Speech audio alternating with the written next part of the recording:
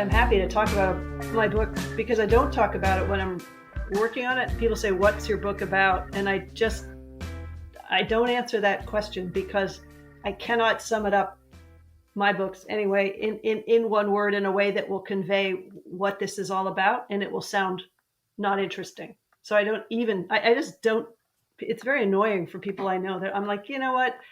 When it comes out, ask me again. Ask me a year from now. Yeah. Or even, I don't know, read it.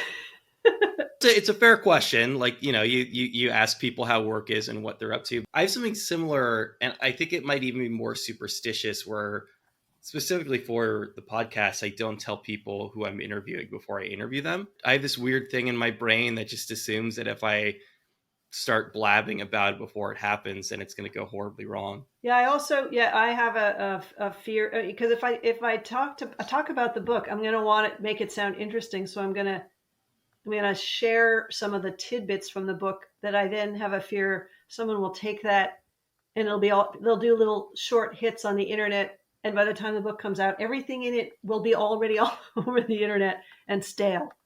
And it's stupid, but that's my weird paranoia. Obviously, you have a broad idea when you're putting it together what it's going to be. Is it just an issue of sort of you not being your best publicist, that you can't do the elevator pitch? Yeah, exactly. I'm terrible at elevator. Also, as for at least the first 6 months of working on a book, I don't know what it's about, really. I don't know what's going to be in it. I don't know where I'm going or why I pitched this book or what I'm doing. I don't want to talk about it because I'm confused and it just makes me nervous and anxious. And I just try not to talk about it. What was the pitch and how was the pitch different than the final product? Well, initially I thought I was going to write about kind of the other side of it, with not wildlife as animals as perpetrators of crimes, but victims, because I got interested in the forensics of wildlife crime. And I met this woman who was an expert on how to tell real versus counterfeit dried tiger penis, because these are people who deal with trafficking in endangered animal parts. And I was like, whoa, that's a pretty specialized talent. I don't know if this is the case anymore, but for years you could probably go down to Chinatown and buy at least a facsimile. It would have been a facsimile because the tiger penis is tiny. It's like the size of their claw, whereas the things that they sell as tiger penis is deer, cow, horse. It's that big before or after it's dried? When it's dried, I mean, if you take a dried horse penis and a dried tiger penis, the tiger penis, well, yeah, you're not seeing what I'm doing. It's like the size of a tiger's claw. It's like less than 2 inches. It's a little thing. I was just trying to give the tiger a little bit of credit that like before that's like after it's dried. It is after it's dried. Yes, that's fair. However, we're compared to the deer penis, which is a good 6-7 inches after it's dried. So it's a more impressive organ. Anyway, I was poking around in that world, and then I wandered over to agricultural crime because I'd heard about people going in before the Super Bowl, when people eat a lot of guacamole, and stealing hundreds of avocados to the point where it is classed as grand theft avocado. And I got all excited about that there was such a thing. So I wandered down the world of agricultural crime, which turns out not to be that interesting. It's a lot of people stealing farm equipment that's left out in the field, and it's run by sheriff's departments, and they don't really want anything to do with me. So I wound my way around to human wildlife conflict and animals committing crimes in the sense of our definition of crime: murder, manslaughter, jaywalking. It must be nerve-wracking not knowing where you're going when you set out and actually start this process. It is. It's my fault, because I'm impatient and I don't want to write a very thorough book proposal that's 30 pages long and that details everything and that I can then use as a roadmap to sit down and do the book. I don't ever do that. I just kind of, I give my agent a kind of a general idea, and then I complete, and he sells the book. My editor kind of shrugs and goes, okay, if that seems to be where your interests are, go ahead. I don't get it, but go ahead. And then I, like a few months later, I'm like, what am I doing? What is this book? And it always evolves a lot. It's nerve-wracking. I'm an idiot. I should do a better job of looking into it before I sell it. it's worked out for you thus far, or have there been any instances where like you got pretty far down the road and it didn't click? No. I usually find a way to pull out of my tailspin before I crash into the ground. I don't. I've never sold a book and then backed out. I have talked about a book with my editor, and she's said, "Yeah, that sounds interesting." And then I've spent 2 months looking into it and realized there's no way I can do this book logistically, or because I've misunderstood what exists in the real world, and I've had a fantasy that that could be done, and it can't. What's an example of logistically not being able to execute on an idea? Okay, I had an idea. I wanted to do a book about disaster response, what happens in the aftermath of a major earthquake or flood or fire, major catastrophic event. Like, how does that unfold? Who are the players? What can you do to help people? And so to do that, you basically have to say, for the next 2 years of my life, I will be on call with a go bag, ready to get on. I don't know what, the airport's probably closed, as it turns out. There's nowhere to stay. And the people who are staying there are first responders and people who are saving lives and setting up triage tents and medical facilities. And I would just be in the way. But it was more just the logistics of getting myself there quickly enough, because what's most interesting to me is the first 48 hours. And how do I'm calling all these different agencies going, would there be a way, like when you get called, that the first thing you do is call Mary Roach? And I'll try and... You're the first responder's first responder. Yeah, right, exactly. It's just like the last thing on their mind is, and it should be, I'm me. I mean, I'm not important. This is a major catastrophic world-class disaster. And somebody's going to be going, wait a minute, how will Mary Roach get here? It was stupid of me to even entertain that thought, but I'm very persistent and delusionally optimistic that if I find the right person, they'll go, yes, I want this to happen. I will do everything I can for you. And that didn't happen. I spent a couple months though, kind of, because I really only needed one major disaster. I could kind of do other things that are relevant and trainings and various, I could come at it from other perspectives that didn't require my being on the ground at a major disaster, but I really had to have one. It was also, they put me in this weird position of waiting and hoping for a major catastrophic event that takes thousands of lives. That's creepy. The term for that in war reporting is war junkie. Mm-hmm. There's this whole class of embedded reporters, I think, that really get a thrill out of just being in and around war. Well, yeah, and also, hoping for a good scene, which is a scene in which people are killed and terribly injured, and that felt kind of bad. By the nature of what you do and how you report and how you write, does it have to be experiential? Yes, some of it. I like it to be, partly because that's fun for me to report. I enjoy that. That's why I do what I do. I love the reporting and the travel. And I also find it so much more fun to write. You're writing scenes with people and conversations and dialogue. And that's the fun bits for me. I also like including a few historical chapters, particularly if it's very confined to like one person and this particular interest of theirs, so that I'm not on the line for the comprehensive look at some chapter of history, because I'm not a historian. I don't know how they do that. I don't know what I'm doing. I need an archive and a box of files. And then I'm like, this is going to be a great chapter. Like in Grunt, the shark repellent chapter. That's based on a couple of boxes from the National Archives. Just great material, letters back and forth, primary source material. I love doing that, but I couldn't do a whole book. I don't have the historian chops. You've got this great niche that you've carved out for yourself where you can be like, I'm not a historian, I'm not a scientist. And that lets you off the hook for certain expectations. True. That's true. Yeah. I'm a multiple poser. I'm not. Yeah. I just do a little of that. I won't do too much. Yeah, I know. It's true. In a sense, you were at the scene of a major disaster. I mean, we all were for the past year and a half, right? I mean, Yeah. we all had firsthand experience, for better or for worse. Did you feel compelled or interested or doing reporting in that way as things were unfolding? No, no, not at all. I didn't feel that this was in any way a topic that resonated for me. I'm not an epidemiologist nor a virologist, or I had also, to be able to go and report. And I like to talk to people in person. I like to be in the lab. I like to be on the scene, and that wasn't happening. So fortunately, I was done with the reporting for Fuzz, so I was free to. I had some projects that don't require going anywhere. Did a kids adaptation of Packing for Mars, stuff like that. That I just you could do it from a desk in a room.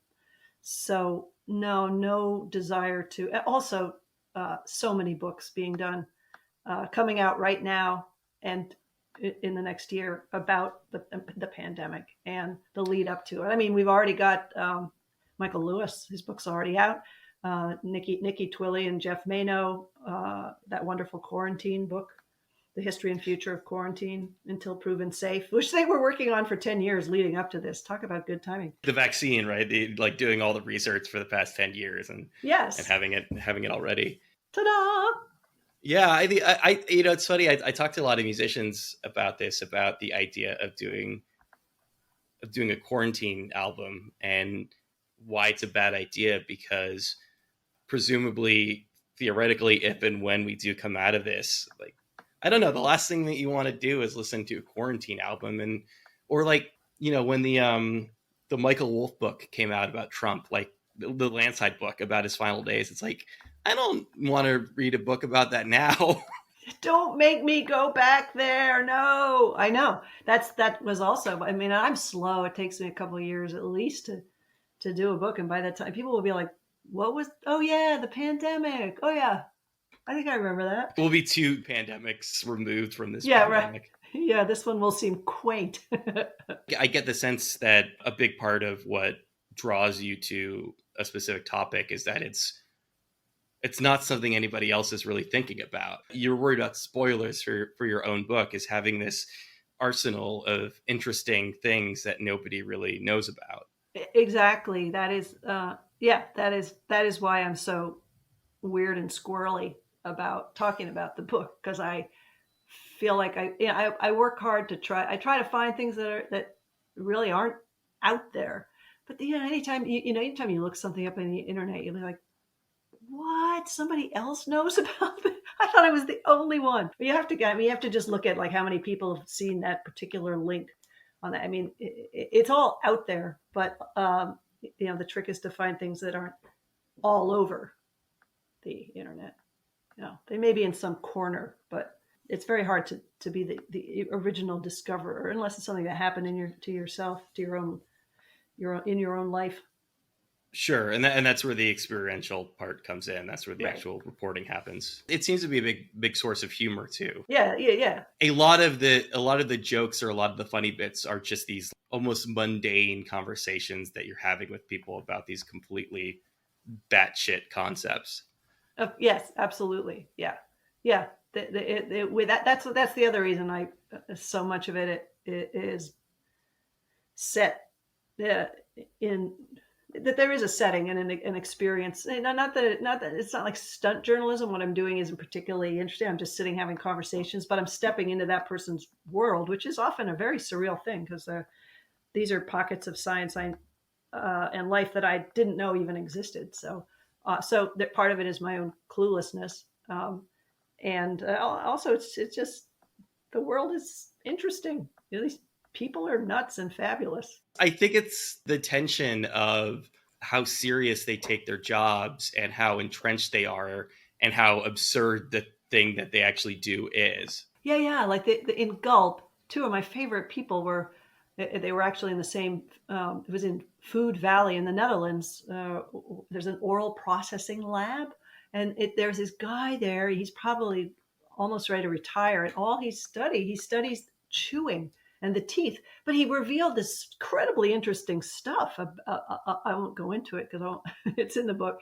But he was just, and the saliva lady down the hall, who was just so passionate about this miracle substance, saliva, and all the things that it does for you. And she's like, it's not just moistening. I get so upset.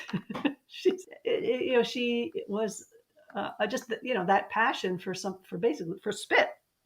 She's a woman who is passionate about spit, and also just an interesting person, beautiful Italian woman with fabulous clothes, not what you imagine a spit researcher to be. So I stumble onto these people. I don't, seek them out and ask for a photograph or anything.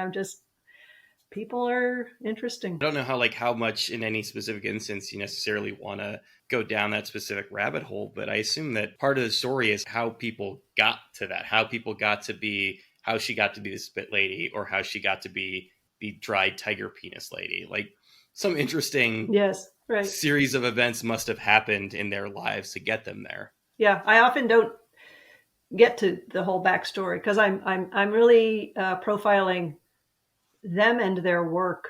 So it's a very little sliver of them. I think the longer I stay with someone, the more I start to realize, I start to see them as a whole person. I meet their family. I have dinner with their husband or their child, and suddenly that actually is harder for me because it's easier to present the scientist at work as just that little isolated bubble of their lives, rather than to get into their personal life and their story, which you would, of course, if you were doing a New Yorker profile of that person. But it's almost, and it isn't even their whole. It's the work, their work that day that I'm there. It's a tiny little sliver, and I kind of enjoy, sort of taking that sliver and presenting it almost not as is, but as a little vignette, almost just a snapshot of this person. And of course, it's totally incomplete. I don't really know this person. I've spent a day with them or 2 days, sometimes a week. But I assume editing is a huge time sink for you, of actually cutting these things down. Sure, 95% of the notes that I take and the transcripts of conversations isn't used. You come away with far, and I'm just there for a day. I think about people who really immerse themselves into somebody's whole life, like a biographer. How do you possibly edit down a life? I'm just editing a snippet, and there's still so much stuff that doesn't get used. For Fuzz specifically, how far into the process were you when things actually started clicking and you actually had an idea of what you were actually writing? I would say it was a couple of months where I was thinking that maybe there's a way to both halves, the animal as perpetrator and animal as victim. Maybe I can track down the sweatshop. I didn't let go of that easily. The tiger penis fabricating sweatshop in Asia. I hope you're keeping that on the back burner or your back pocket, because that is worth exploring. I talked to the guy who'd been to some of those, and he was just about to leave. I think it was Bangkok. He'd been transferred somewhere, and the person he put me in touch with didn't get back to me, so I kind of dropped it. But I was trying to find a way to weave both of those together, and it just didn't work. And I thought, all of the agricultural crime too. I was going to figure out some way to keep the topic broad enough to include all those, but it just didn't work. So, but I'd say that happened pretty quick. Like after the second month, I realized that was stupid. So I just narrowed the focus to animals breaking our laws. Was it a specific story on that side of things that really tipped the scales for you? No, I think it was when I found that book. It's a 1906 book called The Criminal Prosecution and Capital Punishment of Animals, which is all these bizarre cases from the 1600s, 1700s about animals being sort of tried in a courtroom with legal representation and punished and hung and killed or jailed, imprisoned, pigs imprisoned. And that, I think, sealed it for me. That was kind of And it's like, just thinking about, well, obviously the legal system is not the way to go about this. What about science? Is there some better way to do this? And how do we do it? It's kind of a weird thing. We have these laws. Animals don't, it's like, they don't care. They don't read. They don't know. They're just animals being animals. But so we have to figure out some other way to deal with it. And then at some point I stumbled onto the science of human wildlife conflict and the fact that there are bear managers and human leopard conflict researchers. And that I realized then that there is this whole, science. It's not a hard science like chemistry or genetics, but it's a science, and there's textbooks and people who devote their lives to it. And then I realized this is a little world I knew nothing about that I can step into and poke around. You alluded to this earlier, but this idea of entering a topic with little prior knowledge of that world. Do you think ultimately that's a strength when it comes to actually sort of sitting down and crafting a broader narrative around the stories that you're finding?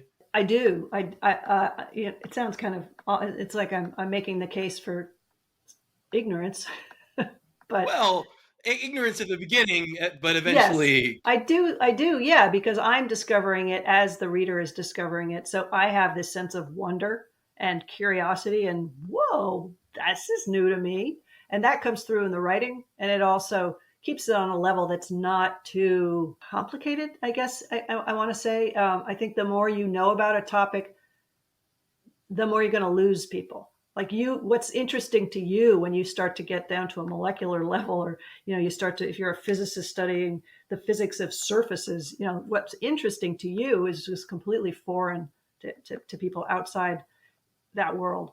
So I'm much closer to the reader than I am to the subject that I'm the researcher that I'm talking to. And I think that is an advantage. The disadvantage is that I'm always a little bit on thin ice. I'm always a little close to not getting something wrong line by line, but not knowing the big picture. And somebody who's from that world can read it and go, yeah, she doesn't really know what she's talking about. She's not wrong here, but she doesn't know the bigger picture because she's not a scientist. So I'm always a little bit in danger of that, or I worry about that. So I, for that reason, try to, I read the chapter to the researcher so that they can flag anything that I've said that makes me sound like an idiot, or that's patently false, or that needs to be explained better or in more detail. The people who a specific chapter is about are ultimately helping vet things for you. Yes. Yeah, I do that now. I didn't do that in the beginning always, but I do that for most of my chapters now. I don't send it to someone. I get on the phone with them and I read it to them. If you send it to someone, I think there's a temptation to read it 5 times and start making little comments, and maybe you could rephrase this, or could you add this? This is important to me, that kind of thing. And that, I get that, but I would rather them just flag things that are wrong. So I read it to them and cross my fingers. I'm really curious what that experience is like, because I do reporting for my main job, and I absolutely don't want the people that this is about to read this or see it before it goes up. It must be a kind of surreal experience. It's terrifying. Somewhat for you, but definitely for them to be read this story about them. Well, I try to, when I first contact someone, I offer to send a past book. I want them to know what they're getting into. I don't want them to be taken by surprise. Like, I thought you were writing a textbook. What is this? So I've tried to prepare them so that if it's something that makes them uncomfortable, they'll let me know up front. And I feel more comfortable when somebody who's read one of my books is like, oh yeah, I know what you do. I'm excited to be in one of your books. I don't worry about those folks. It's more folks that haven't really read the book or don't know what I do or how I do it. And so those are a little nerve-wracking, but people respond pretty well. I'm not doing takedowns of people. I'm not, and it's great because they catch things that are wrong. So that's what it's all about. I was suggesting earlier that obviously it's true to a certain extent that these are people who are like very serious about what they do, in spite of the kind of inherent absurdity of some of these jobs. Do you find that by and large, though, that the people that you deal with have a sense of humor, or at least like understand that what they do is inherently weird? I do, yeah, I do, because I don't get people. I don't get a sort of shocked and confused response from people. I think that they, yeah, I think they're aware of that. I can't think of a time when somebody kind of said, "Wow, I thought you were going to do a really serious, straight take on this and get into a lot more detail." Specifically, the tiger penis. We keep coming back to the tiger penis lady, which I feel like has been a theme for all of our conversations. That there's just been like one, not tiger penises specifically, but that there's been like one Yeah. hook that I can't. Yeah. Basically, you tell me something and I can't stop thinking about it for the duration of the conversation. I've got photographs I can on my phone. I can send you some photographs. You send it to me late at night, like you up. Yeah, the tiger penis lady was hilarious. She completely gets it. She put together the most comprehensive hair library in the world, which is and which is really interesting because you're trying to figure out what is this contraband that we found here. Is it an endangered species? What is it? And it's not that simple because animals have guard hairs, they've got under hair, they've got regular hair, they've got whiskers, they've got they've got 10 different types of hair on one species. So it's incredibly complicated and kind of interesting. But she gets absolute. She was hilarious. She totally understands how it comes across to people. You were entirely finished with your research by the time shit started getting real? There's one more chapter I was going to do up in Toronto, and I remember the border closed, and I called United, and this was March, like the third week of March or the fourth week of March, and I had a deadline. The very latest I could turn that in was the end of May, and I said to the guy at United Airlines, everything will be open by May, of course, right? He's like, I don't know, call back, maybe. Yeah, har. No clue. It was really hard to differentiate this from the 8 other quote unquote pandemics that we've lived through over the past, decade. It's hard to know how bad it was going to be. Right. There was H1N1, which I remember my husband's cousin is a doctor, and he sent us all prescriptions for whatever that not Theraflu, but there's a drug, an antiviral. Tamiflu, right? Yeah, he sent us all prescriptions. I remember thinking, really? I don't know, just threw it away. But those people in the know were pretty concerned pretty fast. My office mate's wife is a science reporter, Molly Bentley, and she knows a lot about pandemics and viruses. And she, like her husband, Gordy, stopped coming into our office early on. If he came in, she had a stopwatch. He could come in for like 14 minutes and then he had to leave. And I remember thinking, really, Molly? like seriously? I don't think so. This is, just, and going, well, 90% of people are okay. Don't die. I had to just not, it's just bizarre how quickly it evolved. There are still a lot of people who will say that. A year and a half later, a lot of people who have not left that initial mindset that yes that we had. Yeah, but I just can't imagine if you've been in the process of researching a book like mine that requires 15 flights somewhere, that would have been just pretty much dead time. Have you at least sort of planted the initial seeds about what you think you might be doing next? Yeah, I have a completed proposal, and it hasn't been sent to my publisher yet, but I have done all that work. And so that's also something you can do without going anywhere, obviously.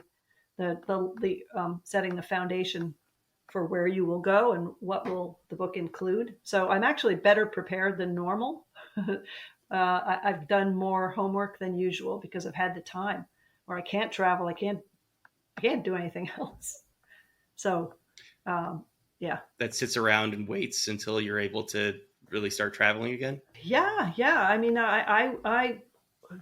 boy, back before Delta, I was ready to hop on a plane and go somewhere. I like I'm vaccinated. Delta the variant, not the airline. Sorry, yes, Delta the variant. Yeah, I wonder if people, as in people who wouldn't buy Corona beer, are people not flying Delta now?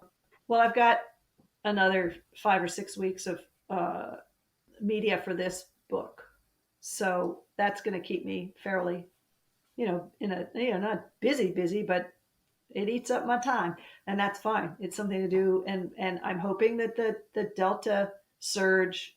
I remember following it in India because I had been there and I knew people there and I was in touch with them. So I was following very closely the numbers, and it skyrocketed and then almost as abruptly dropped off. So I'm hoping that's the case here, that it runs its course fairly rapidly, and then things will kind of we'll have another trough, and at that point hopefully I'll get a booster, and then this sounds so optimistic, doesn't it? And I'll be good to go. The world will be all normal again. It's so weird to have felt that same thing 4 or 5 times over the past year and a half. I used to travel all the time for work. I would be on San Francisco like eight times a year and on a plane at least once a month. And there were a few moments over the past year and a half where it felt like it was getting back to that. And it is just. Yeah, I know. Yeah. Dragged on. Yeah. And breakthrough cases. I didn't see that coming to the extent that it seems to be. And then what's after Delta? It'll be another letter named variant. I think Lambda is floating around already. Yeah. So, hard to know where this is going. But I mean, it sounds like you didn't have any trouble being productive during this. I mean, I certainly had.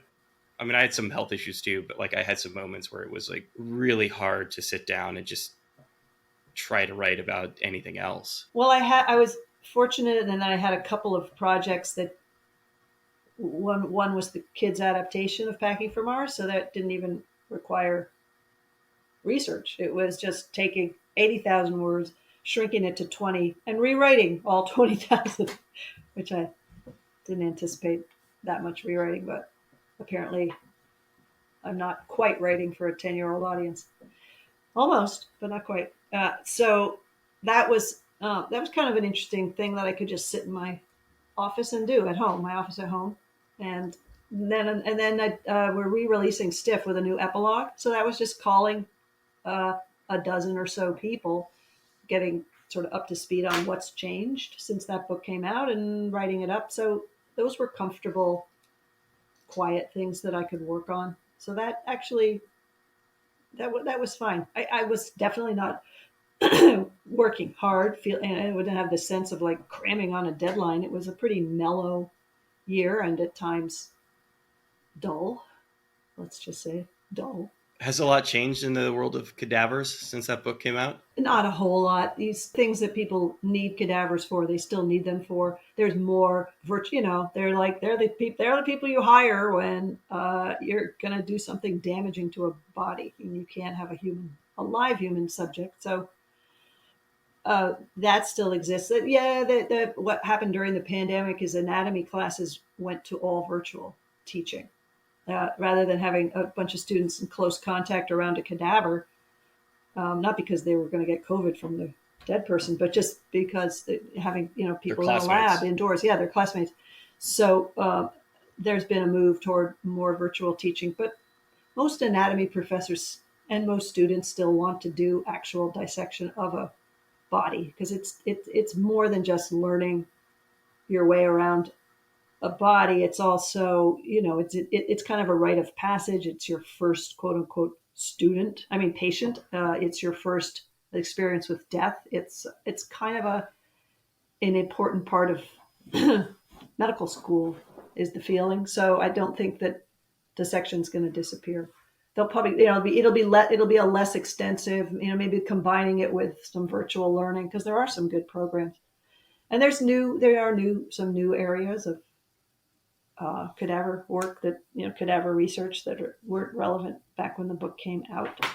So it's not, we didn't change the the text that exists. It's a epilogue, 20 or so pages at the end. I remember reading the book, and I remember just, having heard about medical students performing on cadavers, and it struck me that that's a good moment to figure out how squeamish you are.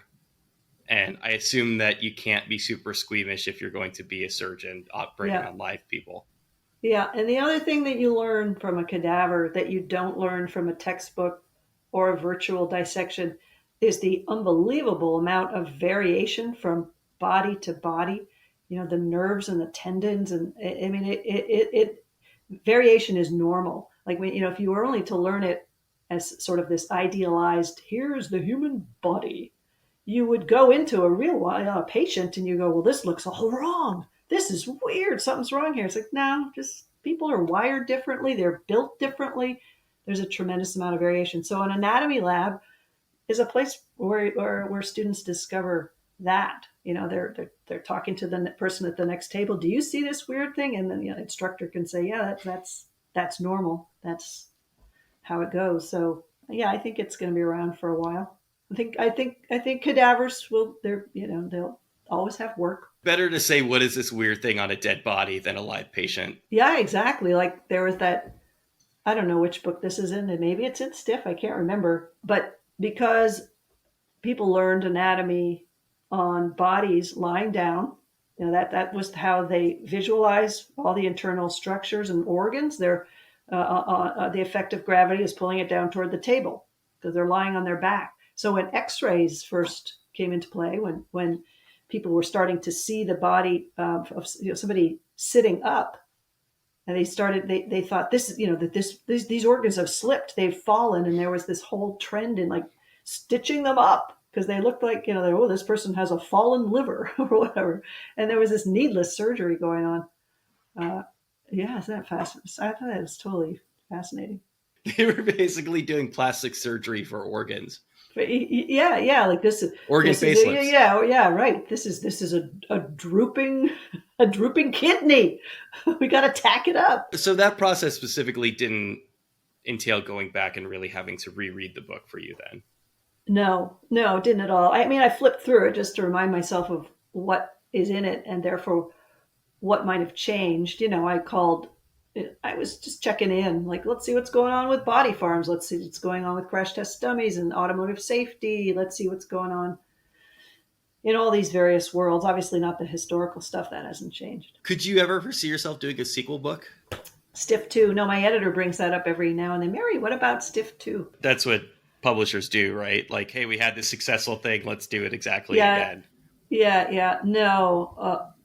The epilogue was fine. It's a finite amount of text. It was something that I think it needed to be written because enough had changed, and that I didn't want the book to feel dated, so dated that it wouldn't continue to be used in, people use it in anatomy classes and high school science classes. So I wanted to bring it up to date, but there's not that much, it's not like there's a whole lot of new things being done with cadavers. If anything, there are fewer.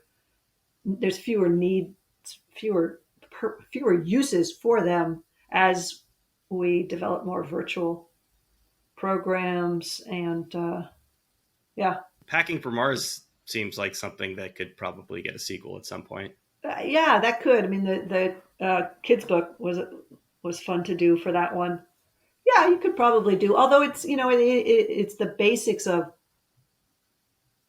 we're taking this entity, a human being, which evolved for Earth gravity, and we're putting it up in space without air, without gravity, with all the things, without the things it needs to survive. How do you deal with that? Plus the psychology of it, and that's pretty much that's pretty unchanged. I mean, there are certainly the space program and its goals have changed, and now we have private space race and Elon and Jeff and Richard and all of that, but that's sort of a different story. How was that experience of going back and not rewriting, but I guess kind of recontextualizing this older book? It was really fun. Initially, my agent was like, that sounds as fun as cleaning out all your closets. He was kind of like, why would you want to do that? And I said, because Otherwise, they're going to farm it out to. There are people whose job is to take a adult book and sort of run it through this